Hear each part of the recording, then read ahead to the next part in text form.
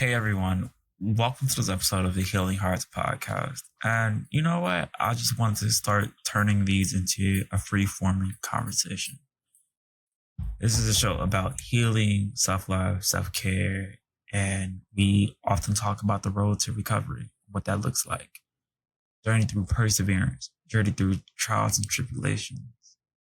We often talk about the good, bad, and ugly, but the white elephant in the room.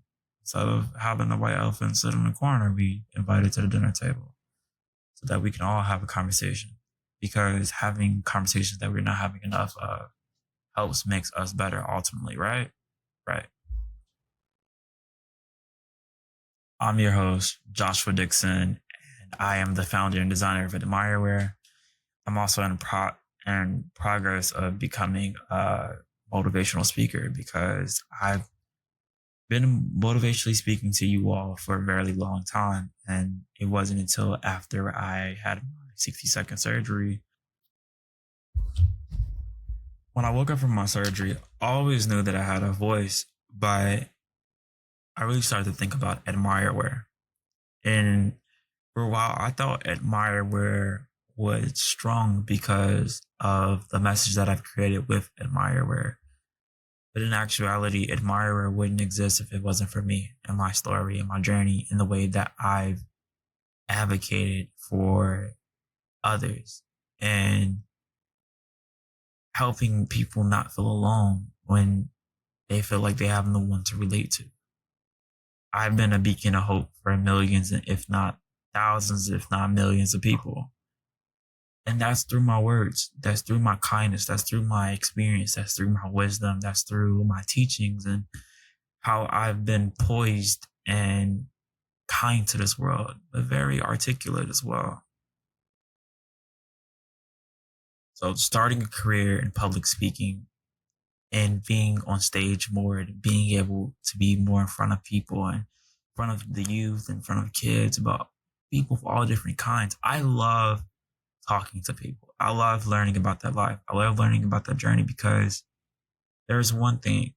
As though we all are different, we all find common ground in our differences. And that we can only achieve that by talking to each other. We can literally end the hate in this world if we just talk to each other and try to meet in the middle, meet in that compromise.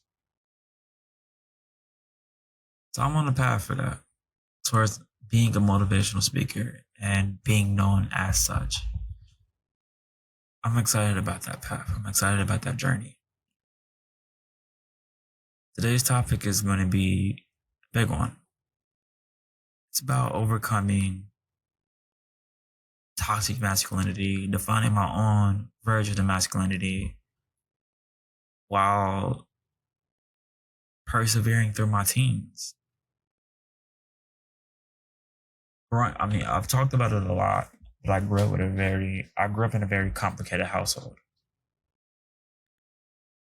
I suffered bullying from the way that I look. If you don't know, when I was 8 years old, I was attacked by my family's two pit bulls. I lost 80% of my face. I lost both ears. I lost a lot. I lost kind of the privilege to be a kid that day, but I still was able to be a kid. My family started to turn for the worse. My dad ended up becoming a full-time alcoholic, and he became very abusive towards me, my mom, my brother, and whoever stayed with us. Whoever stayed in our house got to know the truth. And I grew up with that. I grew up with this toxic masculinity, but I looked up to it. I saw him as a hero. Even though him and my mom used to fight and it was a domestic violence relationship that they had together, I looked up to them. I looked at them as safety. Even though sometimes I feel like they let me down, I still looked at them as heroes. And as I got older, I got really angry and rebellious. This is a part of my childhood that I don't really always talk about. Is I was a great, beautiful, kind kid, yeah, going through a crap load of surgeries, but it was hard to understand them as well. hard to understand why I had to endure the pain while everyone else lives out their perfect life. While all these kids get to go to school, but not me. While all of these people get to walk and live in public without being bullied, but me. That each and every year I had the same empty promises that, oh, you're going to be able to go to school, you're going to be able to go to school, but didn't realize I'm going to spend another year of homeschool. It was tough. I was skinny, scrawny. I hadn't hit my growth spurt yet, so I was shorter than most people, shorter than most of my friends, um, and shorter than my mom and my dad. My mom is 5'2", to give you a reference of how short I was. Not only that, being in public was a war zone, is what I considered it, but being at home was one too. So I feel like I wasn't safe anywhere besides in my room playing video games or creating digital artwork, which is something that I did my freshman/sophomore year of high school. Art, in a way, saved my life, but it also helped me heal, helps me be able to express myself and to get my thoughts out there because I didn't understand anything about life. I've been sheltered for so long. I didn't know that people could be so cruel, but also didn't know how to deal with it. How do I deal with this dichotomy between people judging me because of the way that I look and they're not giving me a chance and they understand that I'm just a fragile butterfly in a very just stormy life in a stormy world,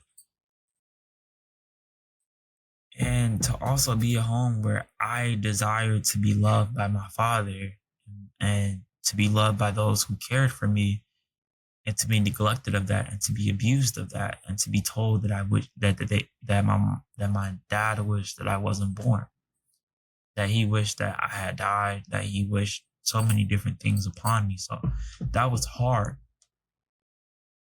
And I was emotional. This is a very emotional journey to be upset about not being able to hang out with friends, or to not even be able to make friends, and not to be able to do things that other kids are doing, and not to be able to roughhouse and be the boy that I wanted to be, and to be digging holes or climbing stuff that I'm not supposed to be climbing, and climbing trees. I can't do all of that. I used to get in trouble because my mom was like, you can get hurt. Your doctor's going to be upset about that. Spent a lot of my life in the house reading books for hours. So it created a lot of resentment with me and my parents. I loved them. I cared for them. They cared for me when they could. But also, I blamed them, and I would take out my anger on them. I took out my anger on a lot of those who were nearby. So when I was really upset and overwhelmed about my journey, about people bullying me, and I blamed them for why my life was full of this suffering. Like, I thought it was going to get better. I thought after the accident it was going to get better, but no, it really got worse. The more that I was exposed to the public life, the more kind of the worse that it got. It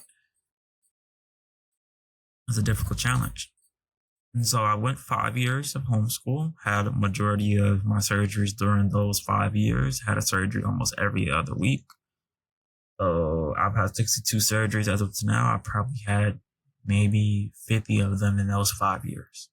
That's about right. About 10 a year. That's about right. With a lot of them probably averaging about 10 a year, but probably more than that in some of the years, and a little less than others.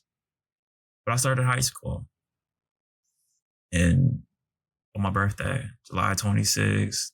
What did that be? July 26th, 2013. I was 13 years old. And no, I would have been 14. July 26th, 2013, I would have been 14 years old. And it was a freshman connection. And I got us selected into a preppy high school where you have to test into it. You have to go to Summer. So you basically have to start summer school and kind of get caught up with the advanced programs of the school, the advanced academics of the school. So you take like almost pre-college algebra, pre-college English, pre-college social studies, pre-college history, and it really gets you ready for the hard curriculum that's ahead during freshman year. It was hard for me. It was a hard adjustment because people just stared at me for a while until they started develop just making fun of me. And I would wear polos and khakis to school every single day. My mom thought that would be a great idea to show people that we weren't low income, that we weren't from poverty, that we weren't a house with, making less than $2,000 combined a month. So my mom had me going to school being very preppy as if I came from a family of money, but it is really bland polos with stripes in it. Nothing name brand, all off name brand, which the kids definitely brought that up. You wearing fake polos. But it was a place where I couldn't escape. I didn't have the safety blanket of my mom anymore. And I had the words of my dad in my head of real men don't cry. That only bitch boys cry. I'm only good for nothing, and that I am a bitch boy, and that if I cry, I deserve to wear. He's gonna put me in a pair of pennies and parade me in front of my friends to make fun of me because I would never be a man. So I had a lot of my emotions in high school. I stayed quiet, stayed to myself. I got bullied, and I would get upset, but I would more so walk away because I couldn't fight them. I wasn't strong enough to. No one would really advocate for me. A lot of people just laughed and just laughed at me rather than laughing with me. I would get picked on to read out loud in the class because I had a speech impediment. Um, it wasn't until my sophomore year. So 2 years of bullying, going through this, not understanding, being upset, being mad at the world, being mad at God, being mad at my parents going through a divorce. And I finally decided to not see my father as a hero. Mom takes that as an opportunity for us to move out, for us to get our own place. And we ended up moving here, but my mom and my dad knew where we lived and they would still argue. I became so fueled with anger. I didn't know where to let it out. So it would come out in my conversations with my mom and I would be just very angry. Like, I don't want to be here. I don't want to be alive. I didn't ask for this. But you want me to endure all of this suffering. You told me that it's going to get better, but it didn't. It got worse. And about October 2015, I planned to run away. I planned to run away and to end my life and when no one would ever find me. And I wrote my letter, kind of a goodbye letter, suicide letter, explaining why on Facebook and posted it online.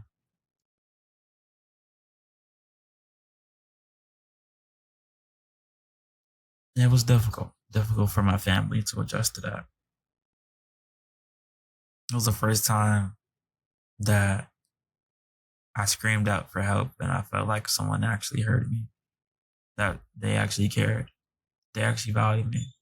My mom took time off of work and she made sure I went to counseling each and every week. I had an appointment every week to go see a therapist, a psychiatrist, a child psychiatrist, because I was 15 at the time, maybe 16. Um, yeah, I would have been 16, 16 at the time. And I really got to learn that the childhood trauma that I endured is not my fault. Though did I blame myself for the accident for me pulling those dogs back into the yard, pulling that dog back into the yard, it's not my burden to bear. I was just an 8-year-old kid following my dad's orders because that's what he taught me. That's what I was raised. I blame myself for everything. I blame myself for my parents' divorce. I blame myself for the accident. I blame myself for my brother bullying me, brother blaming me for his life not being perfect.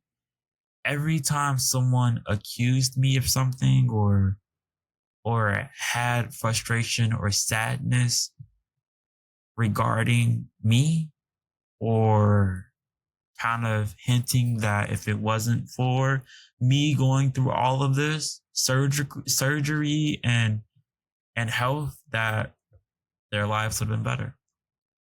For a long time, I thought people's lives would have been better without me. I thought my life would be better without me. In counseling, I learned that I am something more to this world, that I am meaningful to this world, that I am enough, even though I didn't believe it, that I am powerful, that I'm actually smart, that I'm actually loving, that I'm actually kind, but I'm upset with life. And I'm not finding enjoyment in life, that I'm scared. I'm scared to be me. I'm scared for people to see my skin. I used to wear a hoodie and I used to wear it over my face because I felt like the less skin that people saw of me, the less people saw me, the more I blended. And it was to the point where people forgot that I existed. And I was so happy. It was like I was healing. It was a safe place for me.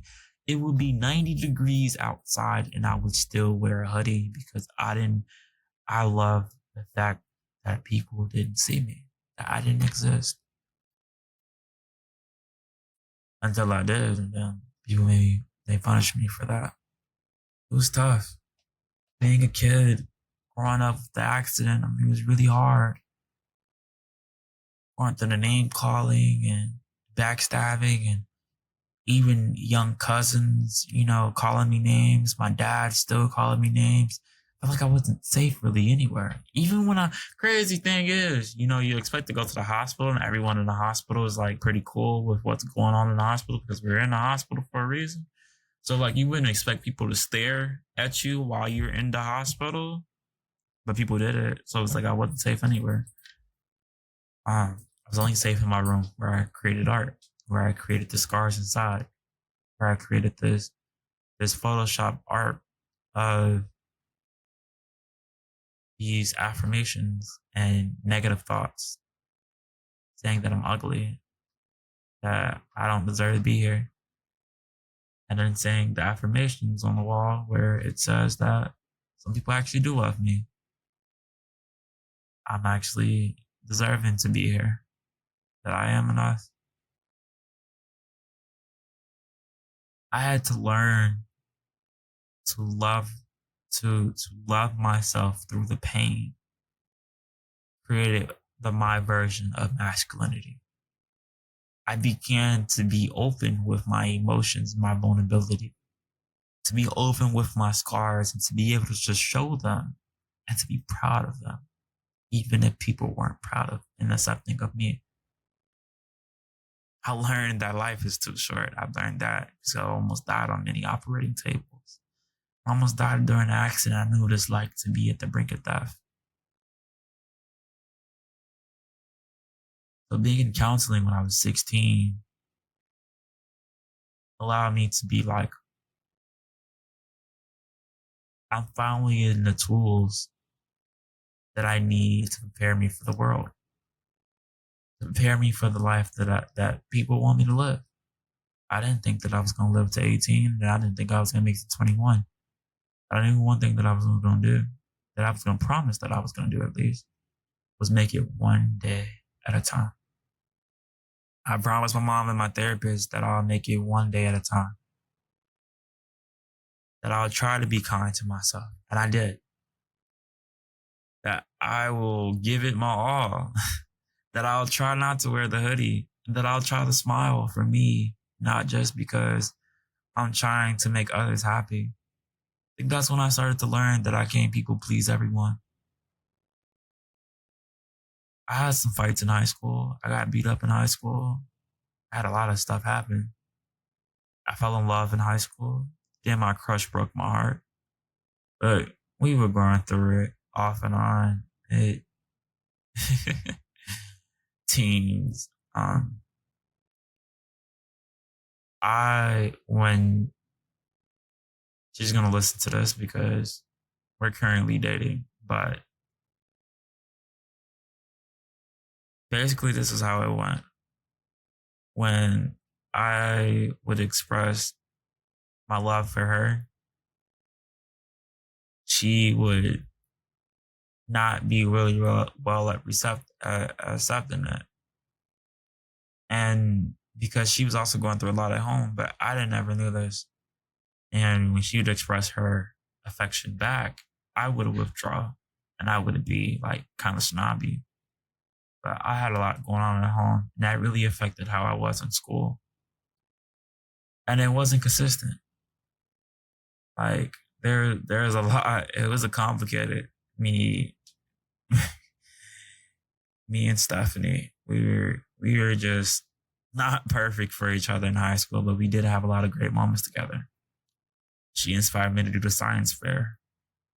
And I did the science fair with her because she motivated me to do it. She says, you should do it. You're smart. You love science. And I think you would do great. And she helped me make a science board. And I made my project, which was I made a aluminum furnace. I made a furnace and a bucket with plaster, and I melted aluminum cans, and I talked about how we can melt aluminum and turn it into art. I called it how we can turn it into art. And surprisingly, I won. I won the city. I won the science fair, and my crush at the time, her mom was really mad that I won the science fair and that my crush Stephanie, that she lost the science fair because she felt like Stephanie spent too much time helping me with my science. Really, I just had a really good project, really good project. And I actually brought the melted aluminum can, like the melted art that I brought, like I made from the furnace there. And the judges were just astonished by that. But I didn't go to the state fair. I didn't go to the next level because I was really sad that me winning made Stephanie's home life a living hell. And in return, she projected that onto me. It's interesting how kids are. Kids project what goes on at home in their public lives, whether we know it or not. As adults, we do a better job of masking what goes on in our home lives. We don't always bring that to the workplace. We don't always bring that to college. We don't always bring that to our next relative house. Because adults, we know how to leave stuff at home. As kids, we don't. We've never been. We're still learning and developing that, right? And as kids, when kids are going through stuff at home, or whether it's domestic violence, sexual assault, or child abuse, or poverty, and etc., even if it's violence of any sorts, they bring that energy to school. They bring that energy with their friends. And I saw a lot of that. And I had a lot of that myself, giving it to others. So by the time I really started to get better in counseling, Stephanie left. She broke my headphones. I let her borrow my headphones, and my headphones were really cheap, but I did not. I was making like that's like $10 a week, so the $20 headphones was expensive to me.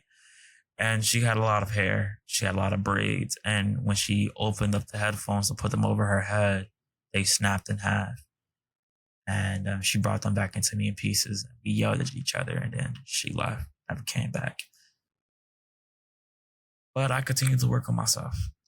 I continued to know that I wanted to wake up each and every day being different and being better than I was yesterday. I knew that if I wanted to keep my promise of living tomorrow, that I had to at least put in the work, that I had to at least start practicing my deep breathing, that I had to at least stop looking up to people and to create what I wanted. I had no one that represented me in the public eye. I had no one really great to really look up to. And my mom wanted me to, my mom didn't want us to look up to her. She wanted us to be better than her. That was the next greatest role model, was my mom. So I had to create one from scratch. And I promised myself that who I became, if I choose to stay alive, will be what 16-year-old Josh needed when he was struggling most. That was my goal.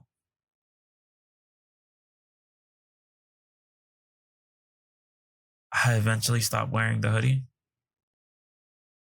started getting my hair cut a certain kind of way into a mohawk, afro, a mofro. Started speaking up and speaking agency over myself, speaking up for what I wanted, for what I needed, and starting to not tolerate the BS, starting not tolerate the bullying and the toxicity. I started being like, you know what? This is me, and I love being me. I was falling in love with art.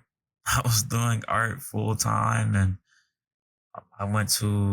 I finished my high school track a little bit early.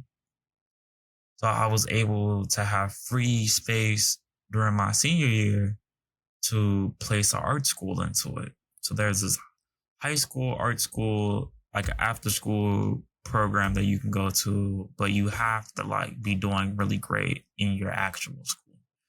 And then during lunch every day, you get out of school early, take the train downtown, and you go to the art school, high school. Then if you miss it, they'll just kick you out the program, and then you're forced to like take whatever class is available at your local high school. I mean, in the high school that you're attending, and people look down on you because they're like, "Oh, well, you messed up something great." So I ended up taking an animation and graphic design course there at the art school. So in the morning, I did my senior classes, and at noon, I would leave and get on the train with my favorite art professor, Mr. Jake Mitchell, and we would travel downtown together because he was an instructor of the photo and film department. And I was so excited about animation because I was doing photo manipulations, which is just taking photos and drawing and painting on them in Photoshop, that's ultimately called photo manipulation or photo illustration. And the only department that was doing that was the animation and graphic design department, which both was like conjoined together. It was an awesome and phenomenal class, awesome program, and I wouldn't change it for the world. That school inspired me to go to art school, and they motivated me to. They helped me build up my portfolio and my artist statement and everything. Honestly, it was a beautiful time because I was in a place that loved me for me. I was in a place that made me feel comfortable. I was in a place that helped me feel seen for the first time. I was in a place where I was happy to be alive for one of the very first times. Gallery 37 helped me be motivated to go through the trauma that I was going through each and every day, just so I can go there and live out my dreams, being an artist and being so. My mom found out about my suicide letter at 16. She said, "I don't want you to be a modern Van Gogh," because she found out that I was making art that night. She's like, "I don't want you to die." And then we find all this art. We find these letters about you, and we could have cherished. We could have helped you, but you're gone, and now we're living through you when we could have helped. So being in that gallery 37, now it's like, okay, bet. It's like now I get to live out my dream. I don't get to be the modern Van Gogh. I get to be Joshua Dixon, Joshua Christopher Dixon, an artist, someone who's creating conversations that we're not having enough of, someone who's trying to make a difference in this world, who's trying to speak up for those who don't have a voice, trying to be an icon for those who look like him, trying to be something that he can be proud of when he looks in the mirror. And I was still in counseling, but it was great because I'm starting to learn how to be Joshua Dixon in this world, how to be proud of my scars, how to be a champion of them. And I'm not perfect, and I wasn't perfect then, but it was a great start to the journey. It was to being open, to being honest, to find a community that loves and support me based off of my interests. So I definitely say that finding interests that intrigues you, that makes you excited, that makes you more excited than the struggles that you're going through. Find people who do that. Those people are gonna love you, gonna care for you. And that's when I learned the philosophy that I developed the philosophy that blood isn't always as thick as water, and not that. And if there's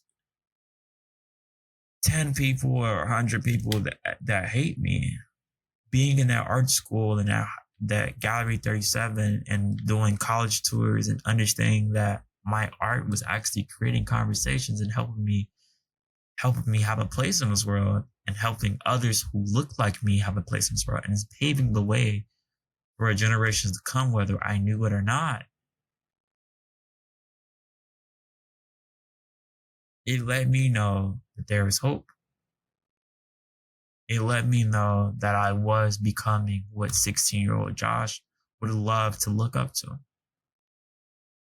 It let me know that my life wasn't over, that my life was worth fighting for, that I'm different, but it's okay because I'm my own version of normal, of being normal. And that with the way that I was doing it and sharing my story, something that I love doing was sharing my story growing up. I'm actually utilizing that in art. I'm utilizing that in poetry. And now I'm gaining a voice and an agency over myself. I'm reclaiming what was taken from me and adding strength, power to it. I'm developing me the way that I was always meant to be. I was healing old wounds. I was getting the help that I needed. I was in an environment that inspired me. I was at a place that loved and cared for me. So back to the point before I lost my train of thought is if 100 people hate me or don't love me, being in those environments showed me that there's thousands and millions of people out there who would love and care about me. And I love in the way that I love and care about them because I love people. Life is too short to hate someone. Even if it's like a serial killer or a person who's done atrocities, I can't hate them. My heart is too big, but also hate carries so much weight. I hated my father for a long time. I didn't stop hating him until the middle of college. I hated my ex too for a really long time. My ex. And I had to learn that I'm still here, that I can choose to keep going. I can choose to sit in pain and sit in grief and to sit in sorrow and to sit in the emotions of anger and rage forever and not live life. To wake up every day and to have ambition to hate that person and to be angry at them and to show my anger at them. That's not living life. That's not what I wanted. That wasn't enjoying for me to hate someone. Life carries on with or without me. I wanted to carry on with life. So I had to learn to let go, to not forget, but to let go. I learned to forgive, not forget. I learned a lot on my own because I wanted to change. I'm not exactly like the roots that I came from. You'll see some like similarities to me and some of my family members, but not really. A different mindset. Because I've seen these circles, I've seen these generational haunts, I've seen these generational curses. It's like, I don't want that. I fought so hard to be alive. I fought so long to be here. Why stop now? Why stay in this mindset when there's so much more ahead that is peaceful, that is loving, that is graceful, and I can continue healing? And now that I'm sharing my story and I'm talking to others and I'm connecting with people who are like minded with me, now it's like, okay, there's a whole world out there that supports me the way that I want to support it, that has unconditional love for me the way that I have unconditional love for it. People out there who are willing to change their minds and understand that I'm not a monster. I'm just a person who's gone through something. And I'm full of love.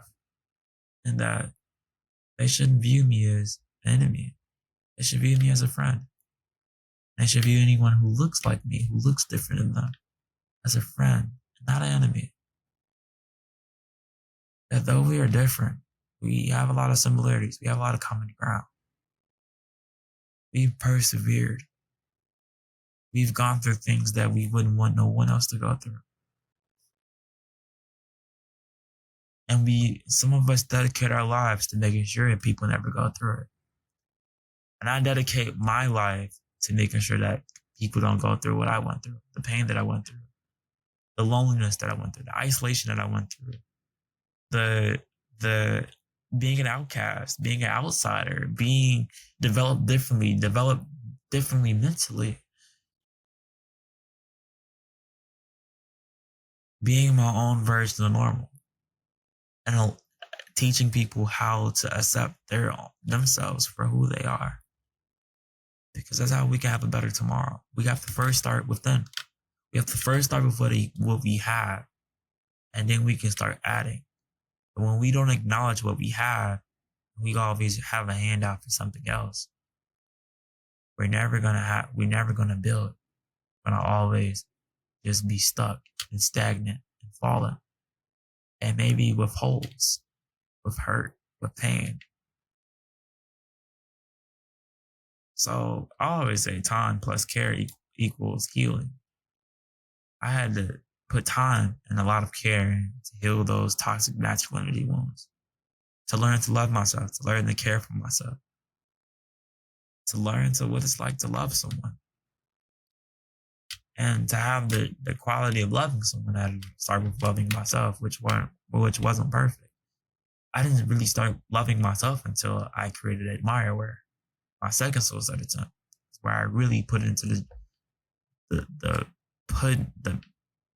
pedal to the metal on figuring out how to love myself, how to admire myself, how to look at myself in the mirror and understand that that is a man so worth being admiring, to be worth being admired by himself, not by others, but by himself. How, as a man, to look back and to see my own worth rather than always looking to someone else to validate my worth. How can I be so validated?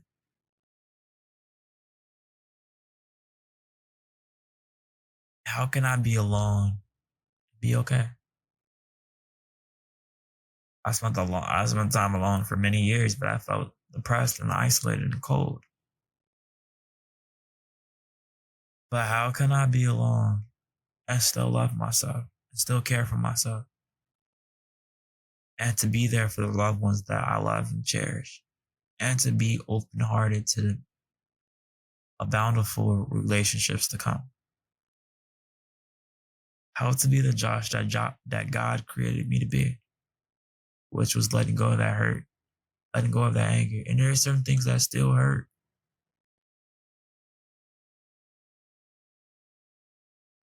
but by building on what was making me happy, building on what was bringing me joy, building on what made sense for me and my mindset and how open I was, made me feel the best at home with myself. Made me feel like anywhere I went in this world, I had me, I had my own back. That was where home was where I was. And and that mattered to me. And I started to be like, I don't want to be like my dad no more. I want to be better than my dad. I want to be better than the toxic masculinity that I grew up as. I want to be my own version of masculinity. I want to be Joshua Christopher Dixon, and I want to be known as such. And I might be weird. I might be quirky. I might be skinny. I might be 147 pounds and 5'11". I might have been through a lot of trauma. I might have prosthetic ears. I might have one visually working eye. But you know what? I'm doing the best that I can. And I smile and carry on, and I choose life over the fear of death, over trying to take myself out of this world. I choose love over fear. I choose loving over hating others. I choose loving life over fearing being alive. And sometimes being alive is scary, but also dying is scary too. So I'd rather live each and every day as if it's my last. And if I'm going to do that, I'm going to give it my all. That's one thing I've learned is like, if you want something, if you want to change your mindset, if you want to change your outcome, if you want to change your environment, if you want to change your situation, you have to fight for it. You have to start from nothing in order to have something. So you have to take what you have currently in your hand, take those cards that you have in your hand, and you have to utilize them to the best of their efforts and then add on to it. And that's how you're able to adapt that mindset. That's how you're able to create new possibilities and outcomes, because you have to believe it before you can see it sometimes. And seeing isn't always believing, because we feel like if we don't see it, we can't believe in it. But why can't we dream? Kids are dreamers. And when I was a teenager, I would dream so much. And I dreamed that if I didn't make it, that I would be proud of older me, because I knew that older me would live in a way that will inspire generations of younger me to come. And I did that. I didn't see no one disfigured like me that was doing what I'm doing and sharing their story on the world, going through public humiliation, being out there proud and confident and being looking sexy in his own way and being standing on it. I mean, standing on business on it. Even though people tell him otherwise, he still goes out and tries to be his best. And he's internally happy because he's being himself.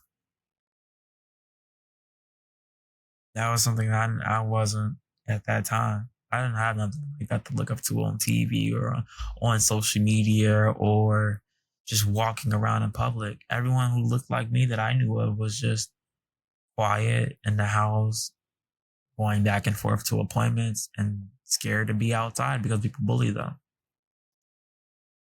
And now, all of these years later, 16 years after the accident, Now I'm a leader of change. I'm a leader of hope. I'm a leader of love.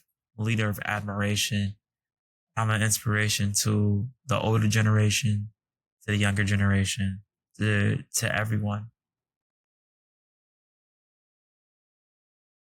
So, one thing to get away from to get from this podcast is you are a product of where you were raised. You are a product of where you grew up. But that doesn't have to define you. You define yourself. The choices and actions you make can define you. But also there's growth. There's possibilities. There's development. So even then, if you went through something traumatic or you hurt someone or something crazy happened, you're defined by your strengths, not by your weaknesses. And we have to find our strengths. We have to explore. We have to adapt. We have to experiment. And then we realize that this is me. This is what it's meant to be. And I can build with this. I'm in love with this. There's some joy here. And now, and now I can share this with the world. I can share this with my kids. I don't have kids, but I'm saying you can share it with your kids. We have history. We have roots. But we define our own path forward. So it might make you different. It might stand you out. You might become like a sore thumb in a crowd. But if it makes you happy, then go for it. If doing that makes you happy, then be it. Then do it. You only live once. You'd rather live a life of purpose than a life of regret. We're going to regret some things, of course.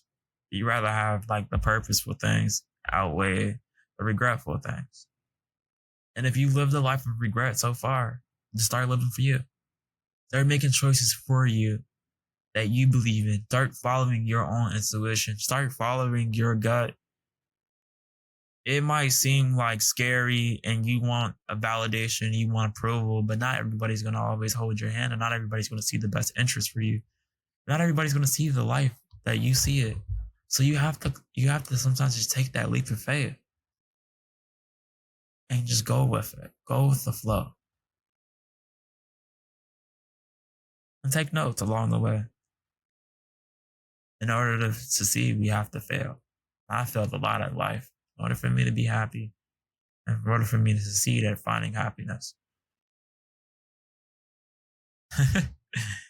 This was an awesome episode. I haven't done an episode this long in a long time. Thank you, Stephanie, for giving me the inspiration to create this episode.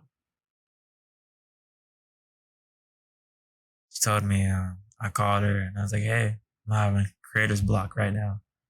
I was like, I made a podcast off of the list of topics that people wanted me to discuss.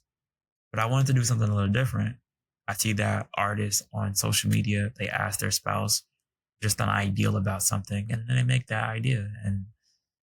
And it's not like them taking over their creative path. It's just like I just need inspiration.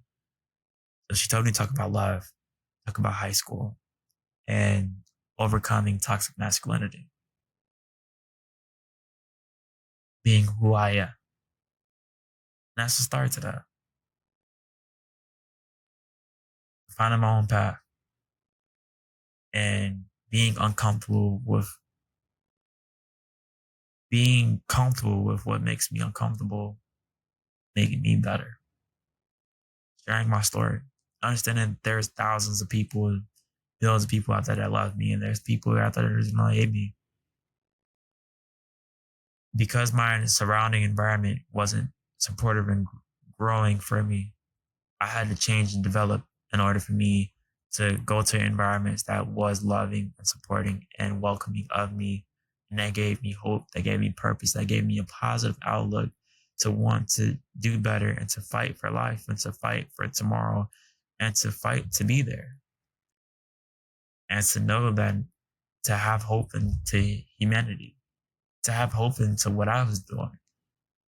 Because I was really helping people. And I love doing that. And it took me to really get out of my comfort zone to do that, to really put myself out there, to be vulnerable, and to realize vulnerability was a strength of mine. And from there, the rest is history. I've been doing that ever since. Sharing my story, my purpose, my words, my wisdom, what I've learned, what I failed at. And I ended up being an inspiration to myself. Not perfect. I still look down on myself sometimes, but I'm in a way more healthier space now than I've ever been. I thank my mom for pushing me through all of these years. And she looks at me sometimes and she's like, hey, you did a lot of that work on your own. I'm proud of you. I thank her for being proud of me and for looking up to me. So, I'm going to get going for the night. I gotta go to work tomorrow. I got a 10-hour shift. I don't get off work until 1 o'clock in the morning. So I have to edit this and get this out in the morning.